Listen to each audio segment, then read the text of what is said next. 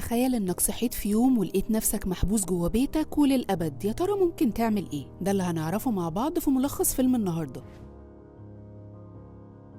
بيبدأ الفيلم بتام بيكون في اونلاين ميتينج، وبنعرف انه مصمم ومبرمج ألعاب، وزمايله بيقولوا له ان الشركه رافضه المشروع لان فيه اخطاء كتير، وفجاه بيفقدوا الاتصال وبيفضل يفتكر تيم لحظات مؤثره مع مراته اوليفيا، وبنعرف ان اليوم ده هم فقدوا فيه طفلتهم، وبيكون تيم مشوش جدا، وبتيجي اوليفيا تفوقه عشان شكله مرتبك، بتحاول تطمن عليه وبيقول لها انه كويس، فبتطلب منه ينزل معاها عشان عايزه توري له حاجه مهمه، وبينزل تيم واوليفيا وبيقابلوا جارهم انطون، وبيقابلوا بعدها كمان فريدمان صاحب العقار اللي هم ساكنين فيه، وبيكون في حركه غريبه وفي طيارات هليكوبتر كتير وكمان دخان كثيف، فبيقول لهم فريدمان ان في حريق كبير في مدينه هافن، وبيقول لهم كمان انه عارف انهم مستحملين المشاكل اللي في البيت بقالهم اكتر من 3 شهور، بس خلاص هم قربوا يحلوا كل الاصلاحات اللي في العقار دي. بعد كده اوليفيا بتوري تيم العربيه الجديده اللي هي اشترتها، وبيقعدوا مع بعض، واوليفيا بتقول له انهم محتاجين ياخدوا اجازه ويفصلوا، وانها عايزه تروح باريس سوا زي ما هم كانوا متفقين وكان وعدها من زمان، وبتقول له انها سابت شغلها عشان يروح الرحله دي من النهارده، لكن تيم بيقول لها مش هينفع يسيب الشغل دلوقتي، وطلب منها ياجلوا الاجازه دي. اوليفيا ما اتكلمتش معاه خالص، بس بنشوف انها فضلت تعيط طول الليل، وتاني يوم قررت انها هتمشي وما عادتش هترجع تاني خلاص، وبتنهي علاقتها بتام، وبيفضلوا يتخانقوا شويه، وبتكون لما هدومها وهتخرج من البيت،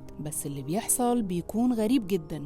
اوليفيا اول ما بتفتح باب البيت بتلاقي جدار شكله غريب جدا، وبتكون مفكره ان تيم هو اللي قاصد يحبسها في البيت، لكن بيفضل يحلف لها انه ما يعرفش ده ايه اصلا، وبيلاقي كمان الكاميرات بتاعه البيت مش شغاله، والاغرب من كل ده لما بيفتحوا كل الشبابيك والابواب اللي موجوده في البيت وبيلاقوا ان كلها متحوطه بالجدار الغريب ده، بيتوتروا جدا لانهم مش فاهمين حاجه، وبيفضلوا يخبطوا ويزعقوا على امل ان اي حد يسمعهم. اوليفيا كمان بتحاول انها تتصل بصاحب البيت، لكن بتلاقي ان مفيش شبكه، وبيلاقوا النت كمان فاصل، وتيم وهو بيلف في البيت عشان يحاول يلاقي شبكة، بيلاقي ان الموبايل لما بيقرب من الجدار ده بيحصل حاجة مش مفهومة شوية، وكأن الموبايل بيتأثر بالجدار، هنعرف بعد شوية ده كان ايه. بعد كده بيجيبوا شنيور وبيحاولوا انهم يوصلوا لاخر الجدار ده، لكن مش بيقدروا يوصلوا لاي حاجة، لحد ما بيبدأوا يسمعوا اصوات اشخاص بتزعق، فبيبدأوا يحفروا في الحيطة اللي سمعوا فيها الاصوات دي، بيلاقوا واحد اسمه مارفن ومراته أنا اللي بيكونوا برضو محبوسين ومش فاهمين ايه اللي بيحصل. بيكتشفوا كمان ان المية مقطوعة من البيت، يعني باختصار كل حاجة مقطوعة عنهم ومفيش اي تواصل مع العالم الخارجي. فتيم بيقول ان اكيد في حل ومخرج من كل ده زي الالعاب اللي هو بيصممها. هنا اوليفيا بتتريق عليه وعلى شغله، وبتقول له ان هو السبب في كل ده، لانهم لو كانوا سافروا امبارح زي ما هي كانت عايزه ما كانش كل ده حصل، وبتمشي وتسيبه. تيم بيتعصب جدا وبيفضل يخبط ويكسر، بس بعد شويه بيلاقي تيم ان في قطعه من المعدن على الجدار ده، وبيكتشفوا ان في مجال مغناطيسي ضخم في الجدار.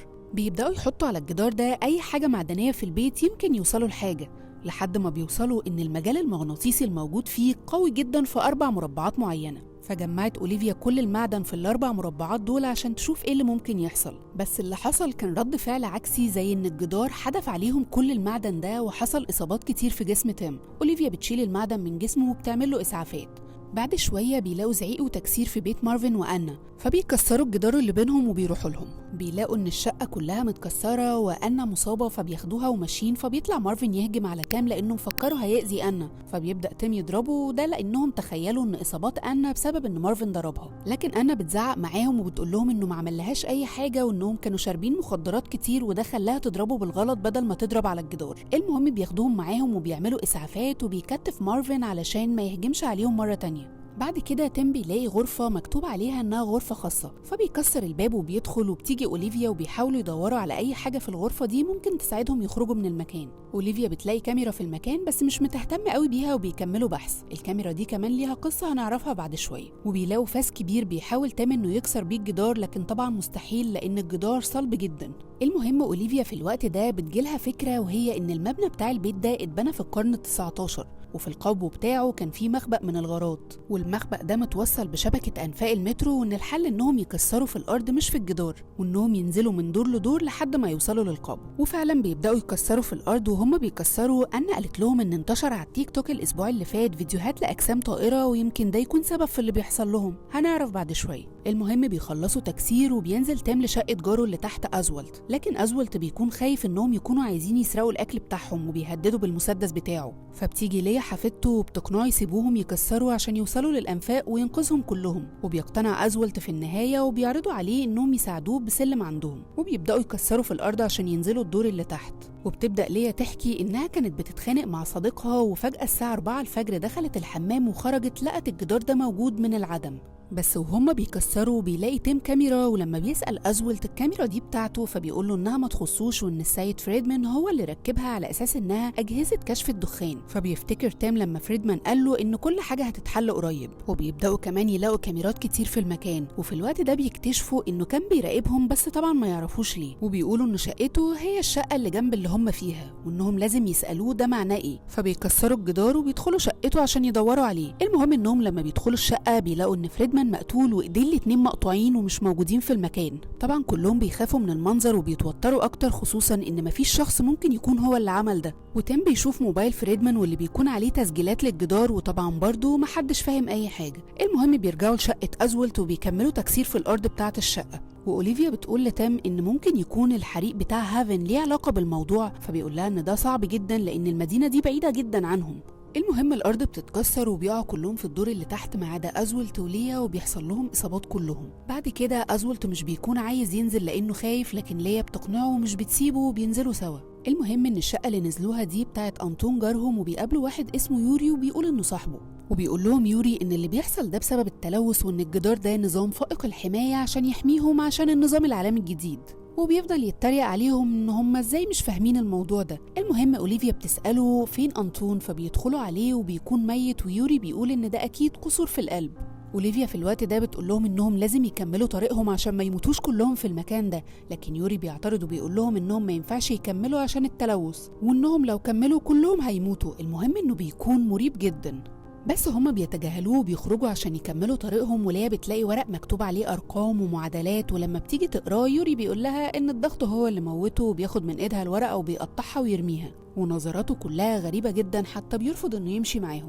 بس هما بيبدأوا يكملوا تكسير وبينزلوا للدور اللي تحت، وبيوصلوا للقبو وللمكان اللي رابط شبكة المترو ببعضها. وخلاص بيكسروا القفل اللي على الباب عشان يخرجوا من المكان ده، بس بيتفاجئوا لما بيلاقوا ان الجدار واصل للمكان ده كمان. وبيفضلوا يصرخوا ويزعقوا وكل ده، ويوري بيراقبهم من فوق ومستمتع جدا باللي بيحصل. في الوقت ده مارفن بيتعصب جدا وبياخد مسدس أزولت وبيفضل يضرب في الجدار. وزي ما قلنا ان الجدار فيه مجال مغناطيسي قوي جدا، فكل الرصاص اللي اتضرب ناحية الجدار ده اتعكس ورجع ناحيتهم. تيم بيقول لهم بسرعة ينزلوا كلهم عشان محدش يحصل له حاجة، وكلهم بينزلوا فعلا. لكن للأسف أزولت حالته الصحية ما قدرش انه يوطي زيهم، وللأسف اتصاب إصابة خطيرة جدا ونزف كتير لحد ما مات. وطبعا مارفن هو السبب في كل ده. بعدها بيقعدوا كلهم مع بعض، وبتبدأ أنا تقول لهم إن أكيد في سبب مشترك لأن هم تحديدا يكونوا متجمعين في المكان ده. وبتبدأ تقول إنه وهي عندها 16 سنة عملت حادثة وقلبها توقف لمدة دقيقتين، وبتسألهم لو في حد فيهم حصل له أي حاجة مشابهة. بيبدأ كل واحد فيهم يقول إنه اختبر الموت بشكل مختلف. يعني ليا بتقول إن مامتها ماتت بالسرطان من 2 سنين، ويوري بيقول إنه ظابط وإنه قتل شخص في مهمة بالغلط، وليا بتقول لمارفن إن هو اللي قتل جدها. وبيسأل يوري تيم وأوليفيا هم حصل لهم حاجة مشابهة، فأوليفيا قالت إنهم فقدوا بنتهم في عملية إجهاض. تيم في الوقت ده بيتضايق جدا من أوليفيا لأنه شايف إن ده موضوع خاص ما ينفعش يتكلموا فيه مع ناس ما يعرفوهمش، وبيسيبهم وبيمشي. وأوليفيا بتروح وراه وبيتخانقوا لأن أوليفيا متخيلة إن تيم ما قدرش خسارتهم لبنتهم، وهو كان بيحاول يخفي ألمه بالشغل. وبيتضح إن الأفكار اللي كل شوية بتجيله دي كان ليها علاقة بالإجهاض اللي حصل وطفلتهم اللي خسروها، ولأن هما الاتنين في الوقت ده كانوا موجوعين من خسارة بنتهم، إلا إن هما الاتنين سكتوا بدل ما يساندوا بعض، والصمت ده بعدهم عن بعض أكتر. وبيخرج تيم وبيقول لهم إنهم لازم يلاقوا حل بسرعة، وممكن يبدأوا يفتشوا في شقة فريدمان عشان يحاولوا يلاقوا طريقة ينقذوا بيها نفسهم. لكن ليا بتقول لهم إن الملاحظات اللي كاتبها أنطون ممكن يكون فيها حاجة توصلهم للحل، وبغض النظر إن يوري عمال يتريق عليهم وكأنه مش عايز حد يخرج من اللي هم فيه ده، إلا إن الباقيين كلهم وافقوها. وبدأوا فعلا يشوفوا الرسومات والإحداثيات اللي هو كاتبها، وبيكون أنطون برضو اكتشف موضوع ال4 مربعات اللي فيهم أعلى مجال مغناطيسي. وفي نفس الوقت تيم مع الباقيين بيقول إن الغرفة اللي هم فيها دي أصغر من نفس الغرفة في باقي الشقق في الأدوار التانية، ومعنى كده إن في غرفة تانية سرية في المكان ده. وبيفضل يخبط على الحيطة، وفعلا بيكتشفوا إن في باب تاني بيوصل لغرفة تانية. وفي نفس الوقت بيلاقي مارفن زي ريموت فيه 10 أرقام، ولما بيضغط على الباب بيطلع صوت، فمعنى كده إن الريموت ده خاص بالباب. فتيم بيقول إنهم محتاجين دقيق بحيث إنهم يحطوه على الريموت فيقللوا الاحتمالات بتاعة الرقم السري. وفعلا بيجيبوا الدقيق وبيلاقي إنه مضغوط على 4 أرقام بس، وده بيقلل احتمالات الباسورد من ملايين الأرقام ل 24 احتمال بس. وبتروح أنا تنادي عليهم، وأوليفيا وليا في الوقت ده بيكونوا لسه في غرفة أنطون وبيلاقوا كارت مكتوب عليه أبسيلون للدفاع النووي، ولما بيسألوا يوري بيقول لهم إنه ما يعرفش حاجة وإن أنطون كان مبرمج لكن ما بيحبش يتكلم عن شغله. بيلاقوا كمان لابتوب متكسر وبرضه يوري بيقول إنه ما يعرفش عنه حاجة. المهم إن في وسط الورق ده كله بيلاقوا ورقة مكتوب عليها كود. يوري برضه مكمل وبيفضل يتريق عليهم، ولما بيسألوه إيه مشكلته فبيقول لهم إن مشكلته إنهم بيحاولوا يفتحوا الجدار وده هيدخل لهم إشعاعات نووية وهيموتوا كلهم. المهم ان في الوقت ده تيم بيكون خلاص قدر يتوقع الباسورد الصح وبيفتح الباب، والباب ده بيوصله لغرفة فيها أجهزة عليها كاميرات لكل حاجة، وبيتضح ان اللي كان بيصورهم هو أنطون. فبيجيبوا تسجيلات اليوم اللي الجدار ده ظهر فيه، واللي بيكون ظهر فعلا في خلال لحظات بطريقة غريبة جدا. وليا في الوقت ده بتكون لسه بتدور في الورق بتاع أنطون لوحدها، وبتمشي ناحية أنطون اللي ميت ونايم على السرير، وبتلاقي إن تحت السكارف اللي هو لابسه آثار خنق، معنى كده إنه ما ماتش بأزمة قلبية ولا حاجة زي ما يوري قال لهم. في الوقت ده بتتفاجئ بيوري وراها، وفي نفس الوقت بيلاقوا في تسجيلات الكاميرات إن أنطون ما ماتش على سريره ولا بالطريقة اللي يوري قال عليها. ولما بيلتفتوا وراهم مش بيلاقوا يوري، فبيروح مارفن بسرعة يشوف ليا ويوري، وبيكتشفوا في التسجيلات إن في ضوء جاي من شباك، وده معناه إن أنطون نجح بشكل ما في إنه يفتح الجدار. بعدها لقوا خناقة بين يوري وأنطون انتهت بإن يوري خنق أنطون وموته. مارفن في الوقت ده بيكون وصل للأوضة بتاعت أنطون وبيوصل ليوري وبيلاقيه كمان قتل ليا. وتيم بعد ما شاف التسجيلات بيروح هو كمان ورا يوري، وبيوصل تيم وبيبدأ إنه يهجم على يوري، فيوري بيمسك مارفن عشان يهدد بيه، بس تيم بيهجم عليه وبيضربه على دماغه ضربة بتفقده الوعي وبيمسكوه يكتفوه. بعد كده بيدخل تيم لأوليفيا في غرفة أنطون، وبيرجعوا لشفرات أنطون، وتيم بيقول لها إنه مش فاهم حاجة، بس لما بتوري له كارت أبسيلون فبيقول لها معنى كده إنه كان شغال لحسابهم، وإن الحريق اللي حصل في هافن كان في مقر الشركة، وممكن فعلا يكون هو السبب في كل اللي بيحصل ده. في الوقت ده يوري بيفوق وبيسألوه إزاي قدر أنطون يفتح الجدار، وبيضربوه عشان يتكلم، فبيقول لهم إن كل اللي يعرفوا إن الجدار ده نظام دفاعي ضد كل أشكال الهجوم سواء نووي أو كيميائي، وإن اللي بيحصل ده لأن العالم في حرب.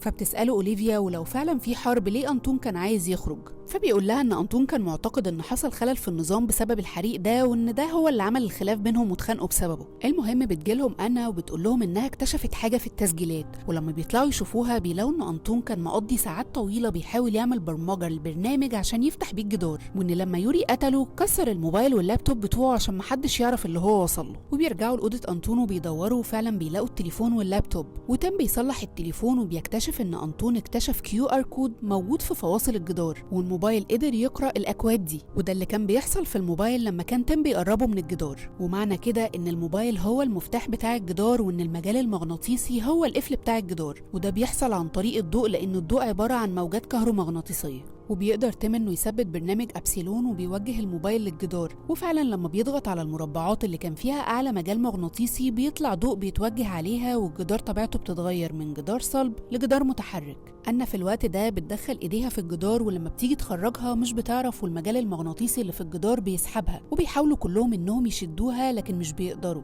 وفجأة الجدار بيتصلب مرة تانية وبتموت أنا. ويوري بيفضل يضحك ويتريق عليهم، فمارفن بيتعصب وبيقتل يوري بالمسدس وبينتحر. في الوقت ده بيتبقى تيم وأوليفيا لوحدهم، وبيبدأوا يتكلموا عن موت بنتهم وعن علاقتهم اللي اتدمرت بعدها، وده لأنهم فضلوا ساكتين طول السنتين اللي فاتوا متجاهلين بعض ومتجاهلين اللي حصل.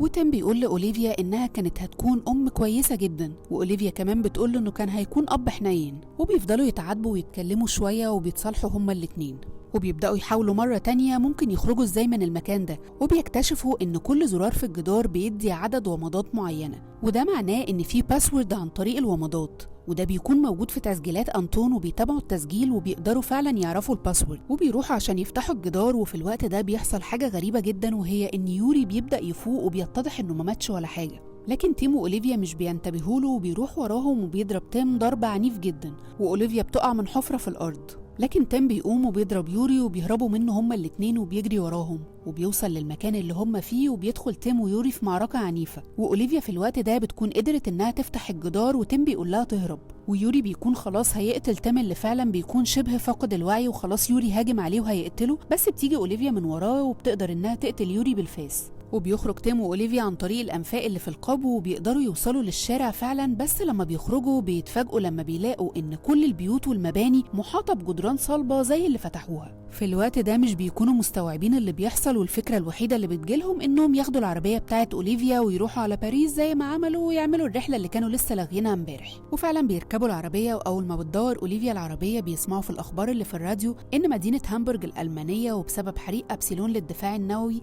اتسبب في عطل خطير فعل أنظمة دفاع سرية.